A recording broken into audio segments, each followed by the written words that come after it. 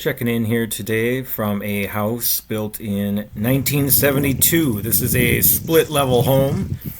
We're going to focus on decks here today and some of the problems we find. Here's the most common problem we find, and that is the lack of flashing at the house connection. Without flashing at this location, water can leak behind the ledger board, and that tends to rot things.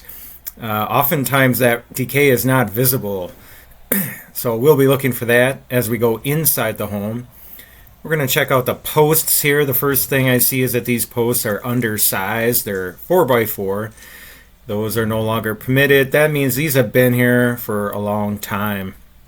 Today 4x6s are required as the minimum. When we look closer here, we'll see how the footings also appear undersized. The posts are not pinned to the footings, and this footing has rotated outward. This post looks like it could be easily kicked out. And that's a very serious concern.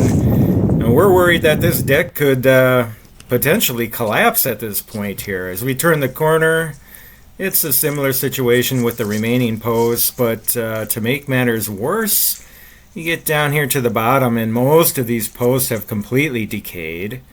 So these are not providing much of any support right now. There's high potential for these posts to crush and settle, and that means the stress on the structure of the house connection is going to be a much higher concern for separation once again. Let's get under here, and we have a very unusual support to this section at the one side. Most of the load for this portion of the deck is anchored at this one very undersized ledger board, and to make matters worse, it's bolted directly to the siding. There's a huge amount of load at this one location, and if overloaded, there is high probability of separation here. Overall, this is one very hazardous deck. Here's another deck recently looked at, a house built in 1976. And you can see those posts going into the soil. That's another potential concern. We'll look more at that in a minute. So you look at this house connection, there is no ledger board.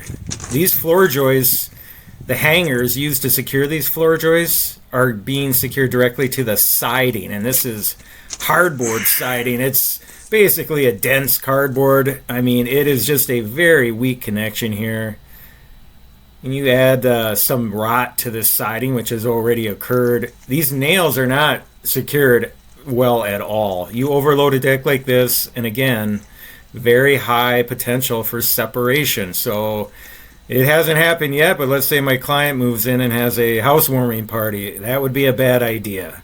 We need serious improvements here at this location. But let's look a little further to the other portions of the deck.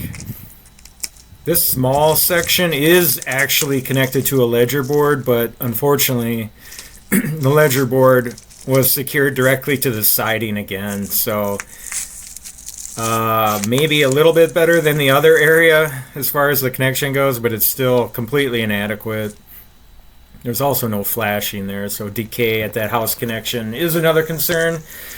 Oh, back to these posts. They're all into the soil. It's pressure treated wood, but after about 10 years, even that will start to rot. It's just not a very good design when these posts go into the soil like this. So while these posts are not in urgent need of replacement, they will be in need of replacement at some point.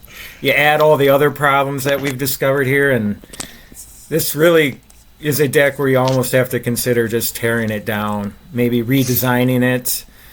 But it certainly should not be used in its current condition. Look at all the decay there at the bottom of this post. So the problem is the footings will likely need to be re-poured when modifications are made. Please check back again. We'll review more decks here in the near future.